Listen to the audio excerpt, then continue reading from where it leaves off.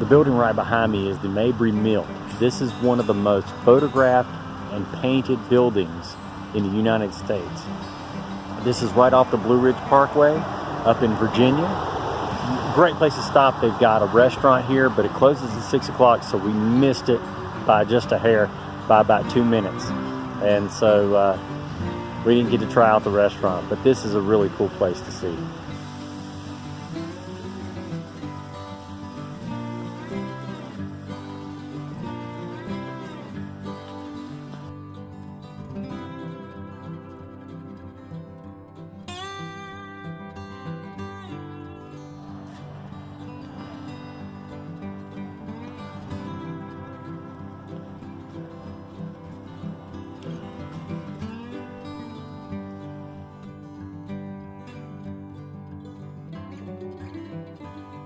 Homemade soap.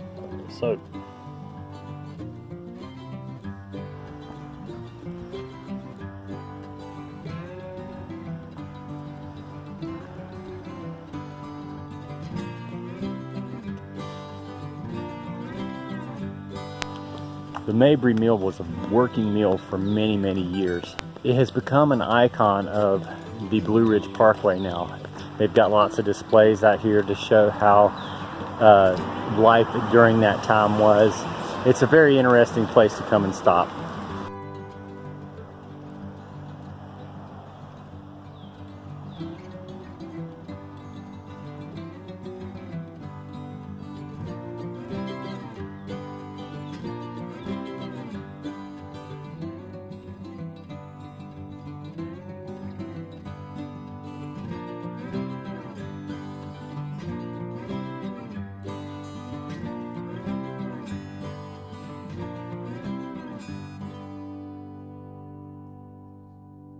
Well, we have plans of showing you more of the Blue Ridge Parkway, but the weather has not been agreeing with us lately. It has been doing nothing but rain, rain, rain, and then rain. We've had a lot of flash flood warnings, and we haven't been able to get out as much as we would like. So I thought it'd be a wonderful opportunity to talk to you about RV toilet paper. Now, as you know, you're not supposed to use any old kind of toilet paper in your black tank. However, I have recently learned that if it says it's septic safe and if it can pass the shake test, that it's okay to use in your black tank. Now, we've been buying RV toilet paper ever since the beginning. In fact, when we bought this camper, it came with 6 packs of RV toilet paper already in it, and so we're just now getting through all of that. And we usually go to Walmart and get the Scott's brand, which is not too expensive. It's less than $3 a pack, but we haven't been able to make it out to Walmart lately, and so I saw this at Food Lion and thought I would give it a try. So I'm going to give it the shake test and see if it works. It says that it's septic friendly on the packaging. So I'm going to pull out a little bit. And what I've got here is a cup of water, about half full. Put a little piece of it in here into the cup. I'll put a lid on it. Lid is secure. I'm going to cover up the opening and I'm going to shake it.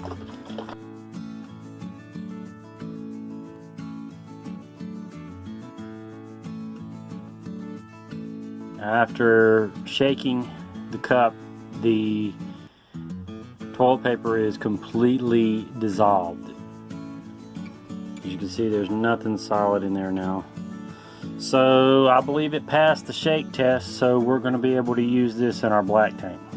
Just knowing that this stuff here is going to work, it's actually going to save us some money, because where the Scott's tissue that was made for RVs is about $3. This was about $1.50 to get a whole pack at Food Lion, the Food Lion brand.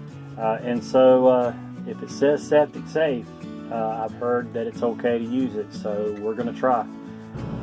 What do you think, Oscar? Huh? What do you think?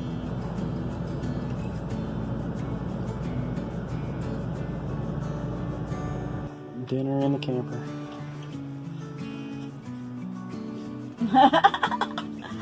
You're definitely our comic relief girl. You don't want to rap? Except the funniest thing is, I'm not funny. You are. You're hilarious. You are funny. Do you want to rap? You guys have like really low. Here's a little piece of artwork that the Blue Ridge Parkway just inspired me to go ahead and do. I'm not nowhere near done yet, but it's coming along. Well, we've been living in our camper for 3 months now. A lot of things have gone well. Some things are not like we expected, but it's been a smooth ride for the most part. For the most part, we had a few hiccups in the beginning with our power, and now when that got ironed out, it got a lot easier. The road got less bumpy, and now it's kind of come to the point of just dealing with the limited space, and there being 4 of us here, which is not the easiest thing at times. Just the logistics of it. 4 people using 1 bathroom, and you know, everybody's stuff. And when you're a type A neat freak like me, that's tough. We got our camper right around this time last year. When we got our camper, our original plan wasn't to live in it full time. Our original plan was just to go and have trips in it and just have some fun, and we did that.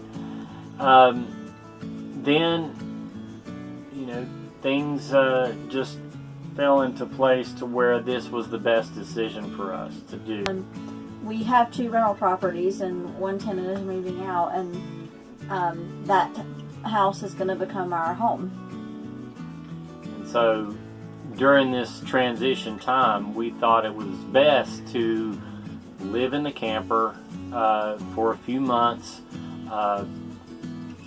build up a little bit of savings so that when we move into the house, we'll have something, we'll be on our feet enough to get the renovations done there.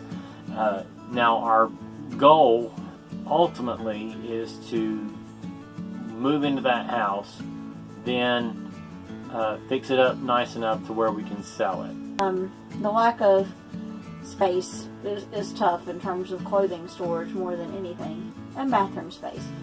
But beyond that, and laundry's a pain, but beyond that, it's not been bad. Well, we've got everything we need right here, and even though it is a small space, all the necessities of life are right here. And we've got our own little chores that we have to do. We kind of split things up in some ways. You know, she usually takes care of the laundry, I take care of the poop tank, and the weekly chores of doing things like that. And the kids have their own chores when they're with us. Right. I mean, it's a challenge being a blended family too, and we really discussed that in the possibility of being on the road full time or close to it. How does that look? And we know that the kids are growing up, and so this is a step in that direction for us, probably as we get older more than anything.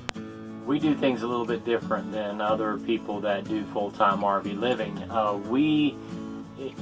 You know how when most people are living in a camper, they'll travel and they'll go in these great big circles and then come back around to wherever their home base is. Ours is a lot different, because ours would look more like a star, because we're right here and we'll go there, come back, and then we'll go there and then come back. We'll come down here and come back. So it's more like a star shape of our adventures around, because we live out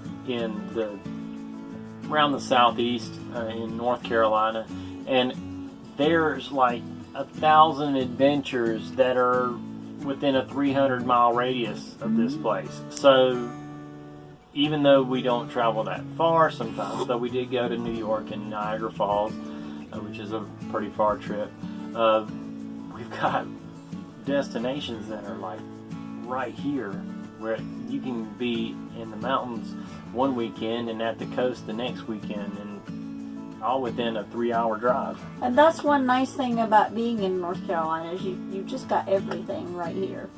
Yeah, you got a little bit of everything. Now there's adventures that we really want to go on to.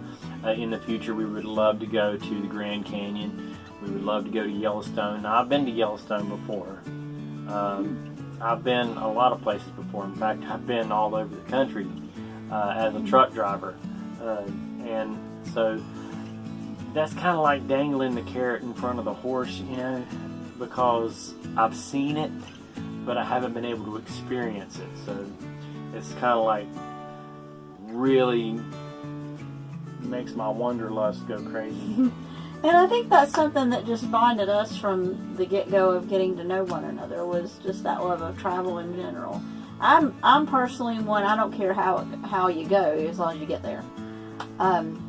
So for me, it doesn't matter if it's a road trip in a car, or if we're flying, or if it's a cruise, if it's a resort, whatever, you know, I just want to go.